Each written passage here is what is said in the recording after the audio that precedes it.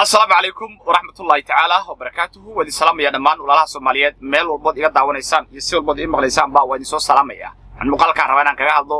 arrin xasaasi ah xog muhiim ah arrin la yaab leh oo mar kale ka soo cusboonaatay gobolka Gado iyo qorshayaal isdul saaran oo ummaddu aysan fahamsanayn ayaan doonayaa muuqaalkan banaanka ku soo dhigo oo aan ku falanqeeyo waxaan saddex maalmood ka hor idinkaga sheekeeyay ama idin sheegay dil wiil dhalinyaro ah oo bajaajla ah oo halkan lagu dilay haddaan idinkugu laabto waxaa dhowr maalmood ka hor degmada Badaxa ee gobolka Gado lagu dilay sargaal Maxamed Aweys la yiraahdo kana mid ahaa ciidankii dawladda ee gobolka joogay kuwooda ugu muhiimsanaa looguna jeclaa nin fiican ahaa Allah u naxariistay dilkii sargaalkaasi ayaa waxaa xamar laga soo diray ninka shuuta la yiraahdo ee maxkamadda ciidamada qalabka sida u sareeya iyo rag asaga la socdo oo nisa ka tirsan ayaa xamar laga soo diray waxa la yiri baaritaan baa lagu sameeynayaa cidii dishay Maxamed Aweys baa la yiri markaysan markay yimaadeen saddex nin bay qabteen oo isku reer ah labo saraakiil bay ahaayeen horana uga hadlay yarna yar bajaajla abu ahaayo si xunta loo dilay god ugu riday meedkiisi mar dambe la soo helay ayadoo weliba la rabay in la qariyo eheladiisa iyo qaraabadiisa way ka hadleen Allah u naxariisto ninka gobolka markay Gado kacdoon baa ka dhacay arrinta aad baa loo gilgishay qaylo badan baa ka timaaday baraarug badan baa ka dhacay odayaal iska abaabulay degmada Doolow oo 35 guddi ah ayaa shuute iyo rag la socday la fariistay oo yiri waxa ninkan bajaajada loo dilay baynu doonaynaa maxaad ku hayseen wuxuu shuute iyo Jamaal Xasan iyo nimankii la socday sheegeen in wiilkii uu xog weyn sii daayay aado xog sii daayay maxaa loo dilay xog sii daayay adduunka la dilay ma arag hayeen waxay yiraahdeen waxyaalo badan buu sheegay oo wuxuu sheegay kow shabakad baa jirtay ka jirta gobolka weligeedna ka jirta dadka leenaysay bakaal bay dishay Maxamed Aweys ila dishay ninka la nabadoon ay sheegeen dhowr dhacdo kalena way sheegeen markaysaa marka wiilka codna waan ka dubnay muuqaalna waan ka dubnay laakiin inaan sii jirdilno oo sii dilno ilaa ay wax badan ka sheegaan rabnay mar gacanteenu ku baxa hay ninkii dilay marka waa xiran yahay waa kana ma baxayo kiiskan ku laabanayna meesha lagu maxkamadeynaya ninkaana ma baxayo waan idin la joognaa baa la yiri okay halka markii hawshu marayso labadii nin ee kale ee wiilka la xiray ayaguna waxay yiraahdeen wiilkii wuxuu sheegay inuu midna qaraxyada gurigiisa ku qariyo midna uu ahaaba ninkii Maxamed Aweys qaraxii lagu dilayba galiyay xeradii ciidanka haye marka saddexda nin qaraabada ah ninka la dilayna xog badan buu sheegay labada nin al-shaab way marka hawshu socotaa loo kaadiyay haye halka ayda hawshu marayso ayaa labadii nin Israakiisha ah ee la yiri midna waa al-shaab midna meeluhu qaraxyo galiyay horta labadii way sii daayeen haday marka waxa ay sheegeen ay run tahay oo ninka xog badan sheegay kuwa al-shaab ahayn waa xisaabta loo sii daayay logically waxaa muuqanaysa marka meeshaasi in wixii hore ay sheegeen aysan waxba ka jirinin ayadoo la yaaban yahay halka hawshu ay marayso ayaa waxaa dhacday baabuur taalay oo technique ahayd oo ciidankii gorgor ayaan hore iimaanayeen marka dambaysa la keenay oo dawladda farmaajo ay keentay 6 baabuur ahaa baabuurta beebayaasha baabuurtii khadar laga keenay oo la isku haystay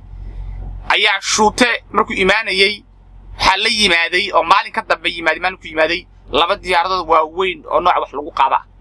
ikaan ma inuu hub qaado yimaaday isagoo cadaalad sameeyo yimaaday arintaasi dad badan baa isha ku hayay hubkii 6 beebay ahaa meesha yaala horta waa la qaaday darad baa la qaaday mid qaarna shala la qaaday sida la ii sheegay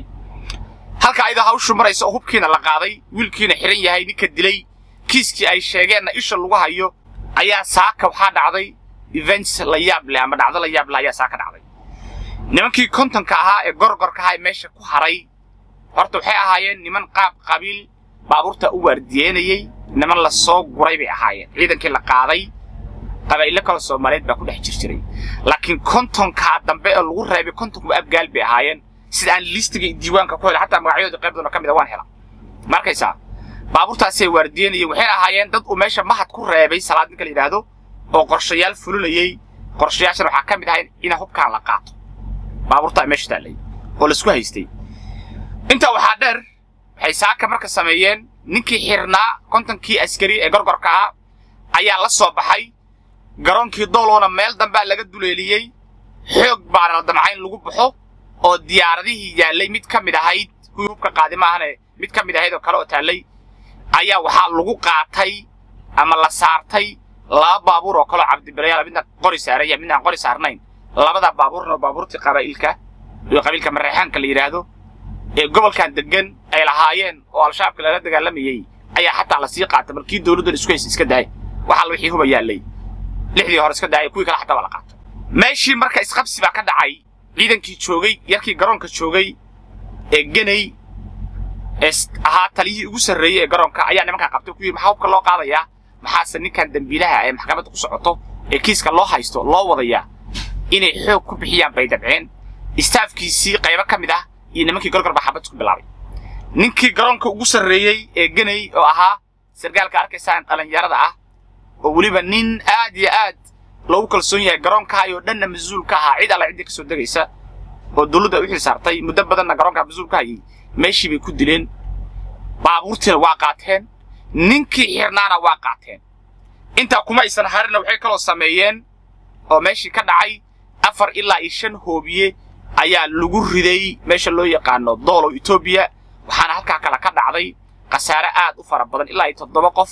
ayaan helayaa xogta ah inay doolow Itoobiya ku dhimatay Itoobiyaankiina dab baa lagu dhajiyay doolow Soomaaliya yarkii ciidanka garoonka ugu sarreeyna waa dhintay yarkii nabad sugidda gobolka ku xigay ninka Jamaal la yiraahdo ee nimankan hadda afayeenka u noqdina waa dhaawac oo asaguna la yiraahdo Sandheere yar kalena waa dhaawac magaciisa bay iga maqan waa soo heli doonaa halkaasay marka saako maraysaa ciidankiina waa bixeen hub qabiil waa qaateen ninkii xirnaana waa qaateen waa lagu kala tagay waxaa hadlay nin Jamaal la yiraahdo oo dadku hadda ay u bixiyeen magac la yiraahdo niyu ina cambaasha loo bixiya waa horgala cusub oo gobolka ka soo baxay wuxuu ninkaas sameeyay warbaahintu la hadlay wuxuu yiri dad qabiil ah oo maleeshiya beeleeda bana soo weeraray meesha waxa lagu dilay taliyihii garoonka ugu sarreeyay ciidanka militariga oo 3 diglaha baa lagu dilay yaala ninkii asaga ku xigay ee hay'adda nabad sugidda u qaabilsanaa gobolka ku xigeenkiisii ahaaba dhaawaca cidda marka uu leeyahay waa maleeshiya beeleed waa ciidankii meesha joogay militariga iyo kuwii nabad sugidda iyo kuwii booliska ahaa waxa la ciidan meesha joogay ee ku haray ee looga tagay inay magaca inay mareexaan ahaan yihiin looga tagay ama inay sarmaad waxba ka maqan looga tagay way wax maanta uu leeyahay waa maleeshiya beeleed gobolka Gado waxa ka socda assassination waxa ka socda qorshe markii aan meelo badan ka fiiriyay waxa ay muuqata in gobolkaasi qorshayaasha imaaraadka caanka ay ku ahaayeen ay ka socoto waxa ka socdo dilal qorshaysan oo aan baaritaan lahayn waxa la dilay Bakaal Kooke baaritaan baa loo diray baa la yiri niman baa la soo diray balaxa u yimaaday raadkiisii bay tirtireen waa tageen ilaa hadda baaritaanka lama hayo waxa la weeraray Phil Rose waxa lagu dilay dad reer Gada ah oo maqaam iyo magac umada ku dhaxeeyo ganacsata ah oo ka shaqeynayay danaha reer Gado ayaa xayndaabka Phil Soomaaliya Rose lagu weeraray Xasan Sheekh Maxamed wuxuu yiri waxaan ka sameeynaa baaritaan ilaa hadda baaritaanka ijabta ma jirto waxa la dilay Maxamed Aways oo sargaal kala ahaa oo gobolka dadkii u dhashay kamid ahaa baaritaan baa la soo diray baalay dadkii baaritaanka loo soo diray ee shuuto uu hoggaanka u ahaa ayaa qaatay hub qabiil ayaa dilay wiil dhalinyaro bajaajla ayaa dilay sargaalkii ugu sarreeyay doolow airportka ayaa dhaawacay saraakiil kale oo nabad sugidda ka tirsaneed oo gobolka joogay dhaawacay kana tagay meesha marka aan fiiriyay dhibaato aad u badan ayaa ka socota waa wixii lagu yaqaanay qorshayaasha imaaraadka lagu yaqaanay ayaa Gada ka bilowmay waana bartilmaameed toos ah oo qabiili ah oo wax walba leh weeye in marka waxa lagu sameeyo reer Gado runtii lama yaabayo